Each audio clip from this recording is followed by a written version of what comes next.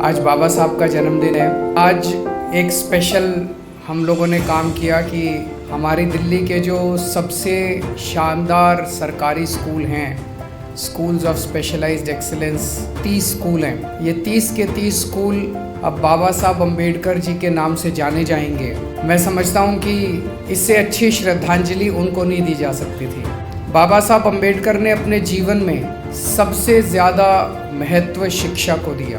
कई बार मैं सोचता हूँ कि पिछले 100 साल में भारत ने जितने 100-150 साल में भारत ने जितने सपूत पैदा किए, सबसे महान उनमें भीमराव अम्बेडकर जी थे। उनका सपना था कि भारत जब आज़ाद होगा तो हमारे देश के बच्चों को, चाहे गरीब का बच्चा हो चाहे अमीर का बच्चा हो, हमारे देश के हर बच्चे को अच्छी से अच्छी शिक्षा मिलनी चाहिए। अच्छी शिक्षा मिलेगी तभी देश तरक्की कर सकता है। लेकिन पिछले 70 साल के अंदर, 75 साल के अंदर आज़ादी के बाद हमारे देश में 2 तरह की शिक्षा प्रणाली शुरू हो गई। एक शिक्षा प्रणाली थी पैसे वालों के लिए और एक शिक्षा प्रणाली थी गरीबों के लिए। जब हमारी सरकार बनी, हमारे पास 2 मॉडल थे। कई लोग मुझे आके कहते थे कि आप एक कानून पास कर दो कि IAS अफसरों के, मंत्रियों के, नेताओं के बच्चों को सरकारी स्कूल में डलवाया जाए। मैंने कहा हम ये मॉडल लागू नहीं करेंगे, हम दूसरा मॉडल लागू करेंगे। हम सरकारी स्कूलों को इतना अच्छा बना देंगे कि ये सारे लोग अपने आप अपनी इच्छा से अपने बच्चों को सरकारी स्कूल में भेजना है। तो आज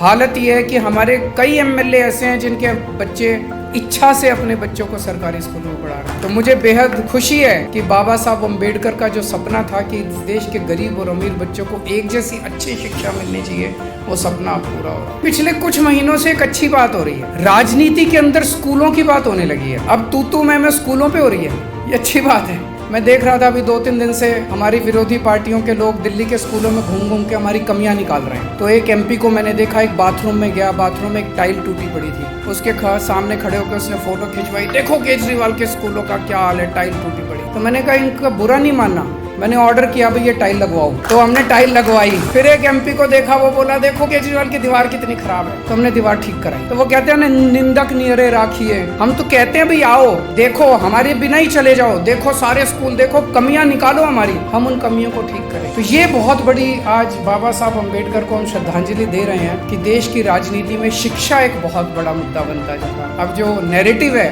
राजनीति का, वो धीरे धीरे शिक्षा और स्वास्थ्य के ऊपर शिफ्ट हो रहा है। Thank you.